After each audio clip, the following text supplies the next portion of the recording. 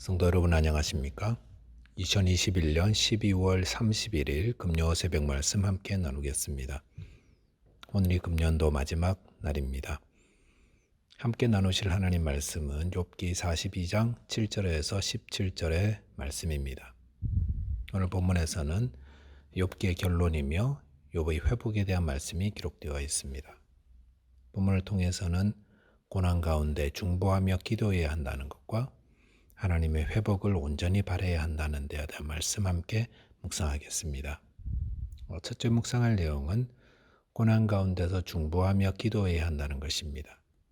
본문 7절에 보시면 여호와께서 욥에게 이 말씀을 하신 후에 여호와께서 대만 사람 엘리바스에게 이르시되 내가 너와 내 두 친구에게 노하나니 이는 너희가 나를 가리켜 말한 것이 내 종 욥의 말같이 옳지 못함이니라 라고 하였습니다. 욥과 대화를 마치신 후 하나님은 욥의 친구인 대만 사람 엘리바스에게 말씀하십니다.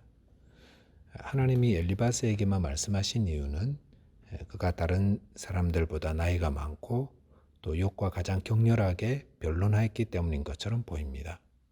하나님은 엘리바스와 두 친구에게 노하신다고 하십니다. 그 이유는 그들이 하나님을 가리켜 말한 것이 욥의 말같이 옳지 못하기 때문이라 하였습니다. 저희가 살펴본 것처럼 욥도 하나님을 바로 알지 못하면서 말을 했는데 욥의 친구들은 그보다 훨씬 더 잘못된 말들을 했다라는 것입니다. 8절에 보시면 그런즉 너희는 수소 7과 숫양 7을 가지고 내 종 욥에게 가서 너희를 위하여 번제를 드리라. 내 종 욥이 너희를 위하여 기도할 것인즉 내가 그를 기쁘게 받으리니 너희가 우매한 만큼 너희에게 갚지 아니하리라. 이는 너희가 나를 가리켜 말한 것이 내 종 욥의 말같이 옳지 못함이라 라고 하였습니다. 하나님은 욥의 세 친구들에게 수소 7과 숫장 7으로 번제를 드리고 욥이 그들을 위해 기도할 때 그들의 죄를 용서하고 그들을 기쁘게 받으시겠다고 하셨습니다. 여기서 우리가 주목할 것은 욥의 세 친구들의 죄를 하나님이 어떻게 용서하시는가 하는 것입니다. 하나님이 욥의 친구들이 번제를 드리되 욥의 중보 기도를 통해 그들의 죄를 용서하신다고 하셨습니다. 그래서 9절에서 욥의 친구들이 그들을 행했고 그 결과 하나님이 욥을 기쁘게 받으셨다고 했습니다. 욥이 드린 기도를 받으시고 하나님 욥의 친구들의 죄를 용서하셨다는 것입니다. 욥의 친구들이 하나님 앞에서 하나님에 대해 자기 마음대로 말하며 욥을 고통스럽게 하며 지은 죄를 하나님은 어떻게 용서하셨습니까? 욥 앞에서 범죄를 드리되 욥이 그들을 위해 용서해달라고 중보 기도를 드릴 때 용서해 주셨습니다. 여기서 욥은 백성들이 제사를 지낼 때 그들의 죄를 위해 기도하는 제사장 역할을 하고 있었습니다. 이것을 통해 우리는 중요한 교훈 한 가지를 배우게 됩니다. 그것은 성도의 중보 사역이라는 것입니다. 욥은 그의 친구들에게 온갖 공격을 받아 고통스럽게 그지없었습니다. 그의 친구들은 욥이 당한 그 큰 고난을 보며 욥이 악랄한 죄를 지은 자가 틀림없다라면서 비난과 정죄를 쏟아부었습니다.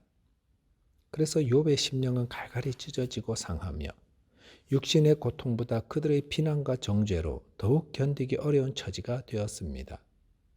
그런데 하나님께서 욥의 친구들의 죄를 욥이 그들을 위해 기도할 때 용서케 하신다 하셨습니다.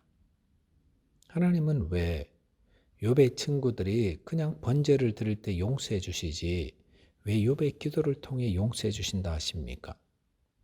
그것은 예수 그리스도께서 우리 죄를 위한 중보자가 되심을 알려주시는 것입니다. 그리고 또한 우리도 우리에게 죄 지은 자를 위해 용서하며 기도할 것을 알려주신다 할 수 있습니다. 우리의 죄는 어떻게 용서받습니까? 예수 그리스도의 중보로 용서를 받습니다. 제사장이 백성의 죄를 위해 기도할 때 죄 용서를 받게 하셨듯이 우리의 중보자이신 또 우리의 제사장이신 예수님이 우리를 위해 간구하시기에 우리 죄는 용서받습니다. 또한 이렇게 용서받은 자는 또한 우리에게 죄 지은 자를 위해 중보하게 하는 것, 이것이 하나님의 뜻입니다. 마태복음 5장 44절에서 예수님은 너희 원수를 사랑하며 너희를 박해하는 자를 위하여 기도하라 하셨습니다. 성도 여러분, 내게 말로 상처를 준 사람이 있습니까? 혹 그분을 위해 기도해 보셨습니까?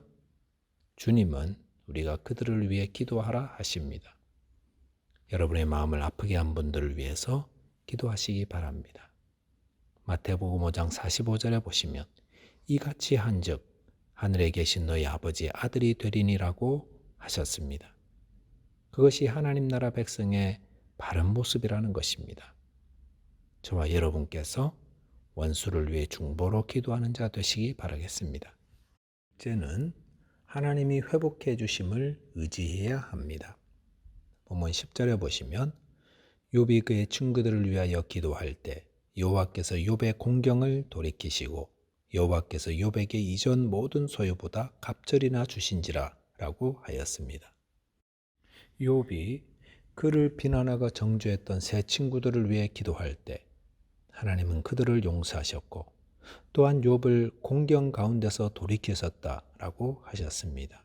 그리고 그 결과 욥은 갑절의 복을 받아 온전하게 회복되었습니다. 12절에 보시면 여호와께서 욥의 말년에 욥에게 처음보다 더 복을 주시니 그가 양 14,000과 낙타 6,000과 소 1,000결이와 암낙이 1,000을 두었다라고 하였습니다. 여기서 하나님이 욥에게 주신 복을 보시면 처음 욥이 소유한 가축들보다 정확히 2배가 많게 하셨습니다. 그리고 13절, 16절에서는 하나님이 욥에게 자녀들의 복과 장수의 복까지 주셨다 하셨습니다. 이것을 통해 우리는 어떤 교훈을 받습니까? 역시 하나님의 복은 물질적으로 부유해지고 자녀가 잘 되고 또 장수하는 것이다. 이렇게 받았다면 욥기를 다시 읽어야 합니다. 여기서 주시는 교훈은 고난에서 우리를 온전케 회복하시는 분은 하나님이시다라는 사실입니다.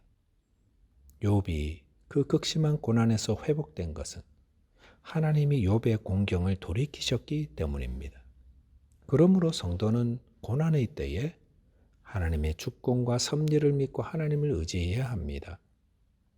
때로 하나님이 왜 이 고난을 내게 주셨는지 그 이유를 정확히 알지 못할 때가 있더라도 이 고난에는 하나님의 뜻이 있음을 겸손히 고백해야 합니다.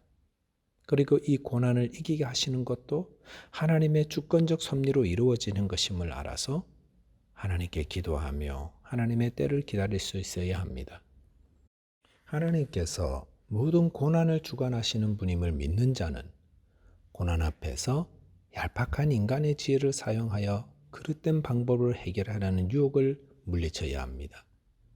고난의 때에 비신앙적 방법을 택하라는 유혹이 늘 있지 않습니까?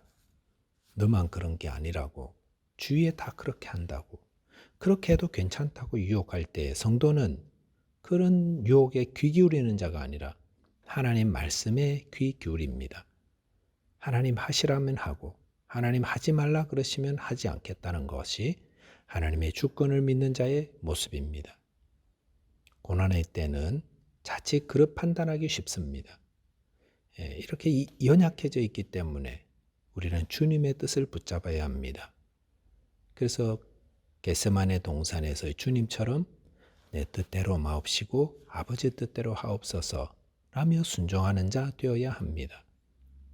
고난의 때에 지혜의 근본 되시는 하나님을 의지하시기 바랍니다. 그러면 하나님이 가장 선하고 아름다운 결과로 인도하십니다. 시편 37편 5절 6절에 보시면 내 길을 여호와께 맡기라. 그를 의지하면 그가 이루시고 내 의를 빛같이 나타내시며 내 공의를 정오의 빛같이 하시리로다라고 하였습니다. 말씀을 정리하겠습니다. 고난 가운데 나를 아프게 한 자를 위해 기도하시기 바랍니다.